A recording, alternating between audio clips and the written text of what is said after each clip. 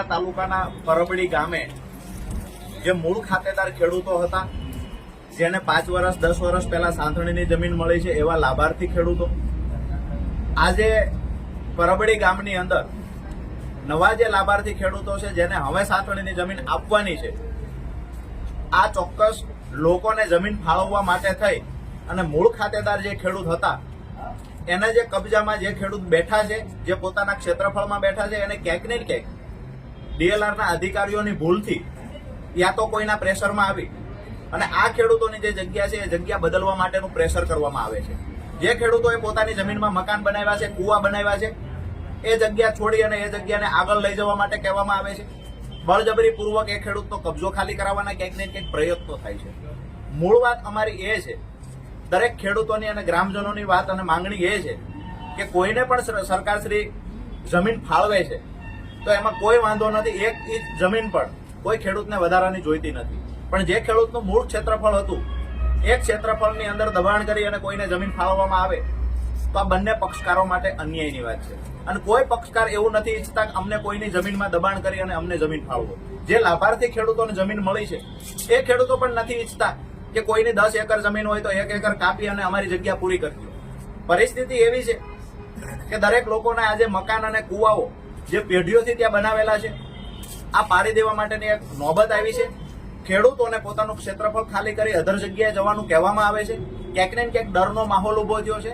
એની સાથે ખરેખર જે રસ્તાઓ દરેક સર્વે નંબર સુધી પહોંચવાના છે, સૌથી મોટો વિકટ પ્રશ્ન આવનાર સમય માટે એ છે અને બે સમાજ માટે ઝઘડાઓ ઉભા થાય એવું આજે જે એક પરબડી ગામમાં જે કામ ચાલી રહ્યું છે, જેના કારણે ભવિષ્યમાં બે સમાજ વચ્ચે, બે લોકો વચ્ચે ક્યાંક ને ક્યાંક રસ્તાને લઈને પણ ઝઘડાઓ થઈ શકે એવું છે.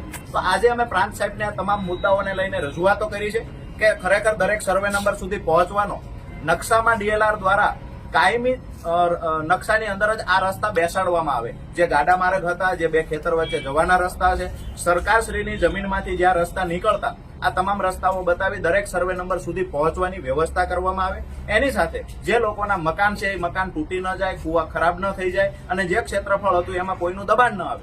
આ મુદ્દે રજૂઆત કરી છે અને પ્રાંત સાહેબ દ્વારા હકારાત્મક જવાબ પણ મળેલો છે. આવનાર સમયમાં 1 અઠવાડિયાની અંદર આ તમામ પ્રશ્નોનું નિરાકરણ લાવવાના પૂરતા પ્રયત્નો થશે.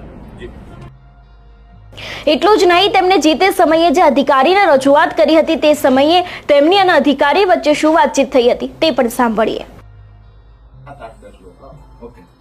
કુલ 163 જે લાભાર્થી હતા આપણા સાંથળીના ટોટલ, એમાંથી આપણે 93 ને કબજા સોંપેલા છે અત્યાર સુધી, 93 ને. એટલે 93 પૈકીના છો તમે 93 ને જેને કબજા સોંપ્યા છે સમયાંતરે 18 માં સોંપ્યા છે, અગાઉ પણ સોંપ્યા એમાં નહીં છે જેને કબજો સોંપેલો સાંથળી વાળા એ કેટલા છે ને? હા, મૂળ વાત આ લોકો અત્યારે કબજો ધરાવે છે જે લોકો. હવે આ પ્રશ્ન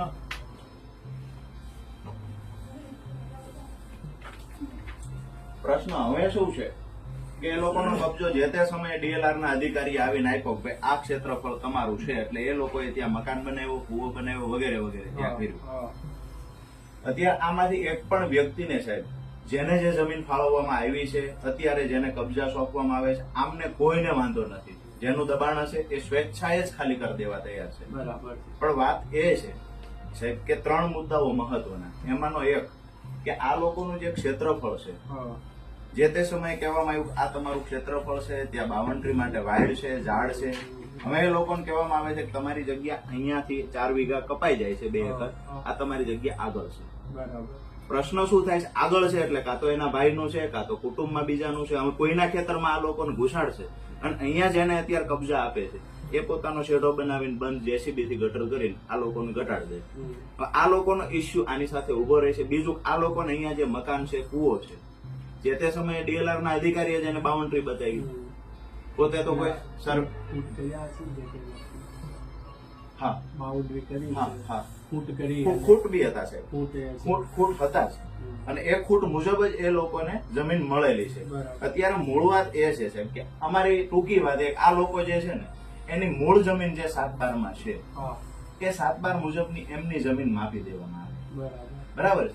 એમાં ઘટાડો ન કરવામાં આવે. અત્યારે ઉતાવળું કામ કરી પોલીસને સાથે લઈ જાય અને જે કામગીરી સાહેબ ચાલે છે, આ લોકો પ્રશ્ન પૂછે તો કહેવામાં આવે છે બેસી જાવ ગાડીમાં. એ વ્યાજબી નથી. ખાસ કરી અને ટૂંકમાં એમનું ક્ષેત્રફળ ન ઘટે, હા. કોઈને ગમે એટલી જમીન મળે છે એ બિલકુલ વ્યાજબી વાત છે અને એને મળવી જોઈએ અને દબાણ હોય તો ખાલી કરી દેવા તૈયાર છે. પણ ખરેખર અહીંયા આ લોકોને કહેવામાં આવે કે તમારી જગ્યા અહીંયા નહીં અહીંયા છે, તો પ્રશ્ન આમના માટે વિકટ થાય છે. એટલે જે જગ્યા ફાળવવામાં આવી છે એમાં કઈ ભૂલ થઈ હોય તો એ ભૂલ સુધારવામાં આવે. આમને જે જગ્યા ઉપર છે ત્યાંથી એમને ખોટી રીતે હેરાન કરીને ખાલી કરાવવામાં આવે. એવા કેટલા જણ ટોટલ કેટલા થાય છે કે જેને આગળ કેટલા જણ આમાં તમારી પાસે આવ્યા છે, તમે સરકાર તરફથી માપણી કરાવો. અમારે એક જ જમીન કોઈની સાહેબ જોતી નથી, બરાબર છે, સરકારની જમીન નથી જોતી. પણ ખરેખર અમારી જગ્યામાં કોઈ ઘૂસે છે તો અમે વિનંતી એ કરીએ છીએ સાહેબ કે તમે માપણી કરાવી લ્યો. અમારું 10 એકર હતું એ આજે 8 એકર થઈ જાય છે. કાલે તો હું સાહેબ 2 ખેડૂતને ત્યાં જોઈને આવ્યો છું, જે ગૂગલ થી માપી શકાય છે સાહેબ. તો ખરેખર 1.5 એકર 1 એકર આવી જમીન ઘટે છે, બરાબર. એટલે અમે તમને એ વિનંતી કરવા આવ્યા છીએ કે સાહેબ તમે સરકાર એવા તરફથી કેટલા પાછા ખેડૂતો થાય છે કે જે આપણે આ 7 કે કેટલા 8 જણા 9 આગળથી 9 જણા હા. કેટલા જણની જ માપણી કરાવવાનો પ્રશ્ન છે ને.